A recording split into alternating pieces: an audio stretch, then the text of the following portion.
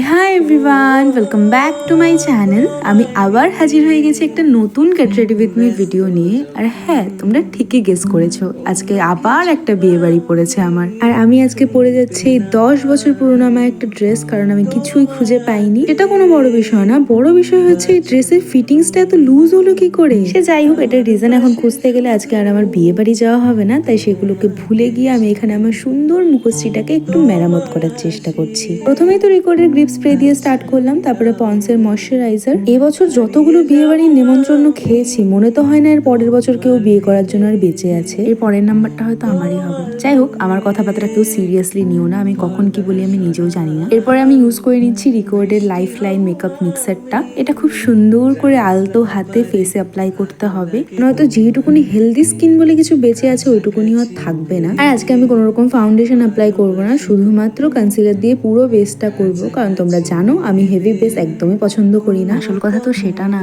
এই বিয়ে বাড়ি খেয়ে খেয়ে যতগুলো মেকআপ নিজের ওপর অ্যাপ্লাই করেছি, সেগুলো যদি কোনো ক্লায়েন্টের ওপর অ্যাপ্লাই করতাম, প্রচুর টাকার প্রোডাক্টস আরো কিনে নিতে পারতাম। যাকে এরপর আমি একটা সুইস বিউটি লাইটার কনসিলার নিজের ফেসটাকে হাইলাইট করার জন্য অ্যাপ্লাই করলাম, আর তারপর সব কিছু একসাথে ব্লেন্ড করে নিলাম। আর তারপর আবার অ্যাপ্লাই করে নিয়েছিলাম গ্রিপের ওই স্প্রেটা। ওই স্প্রে শুকানোর পর যখনই পাউডারটা অ্যাপ্লাই করতে যাবো, 2 বিন্দু পাউডার যেই না হাত থেকে পড়েছে, আমার রিয়াকশনটা তো দেখলেই। মানে তখন আমার মনের ভেতরে ওই একটা গানই চলছিল, দিল পে পাথর রাখকে মুঁহ পে মেকআপ কর লিয়া। তোমরা বুঝবে না গাইজ আমার কষ্ট। আমি কিন্তু আগেই অফ ক্যামেরা আইব্রোটা ড্র করে নিয়েছিলাম, আবার নটিংকি করার জন্য ক্যামেরাটা অন করে একটু ব্রাশ ঘুরিয়ে নিলাম। ঠিক ওই সেম ভাবে আই মেকআপটা কমপ্লিট করার পর মনে হয়েছে যে না, এবার একটা ভিডিও করা দরকার, তাই আর কি ক্যামেরাটা অন করে আবার একটু শিমার অ্যাপ্লাই করার নাটক করলাম। বাড়িতে আমার 4টা ঘর, তার মধ্যে একটা ঘরে আয়না, অত্যাচার তো একটু সইতেই হবে। মাস্কারাটা অ্যাপ্লাই করতে করতে এই যে শুরু হয়ে গেল, প্রথমে আমার মাতাশ্রী, তারপর আমার ভ্রাতাশ্রী। একে তো আমি লিপস্টিক ড্র করতে গিয়ে হিমশিম খেয়ে যাই, তার উপর আয়নার থেকে এতটা ডিস্টেন্স। মেয়ের সাহস দেখেছো?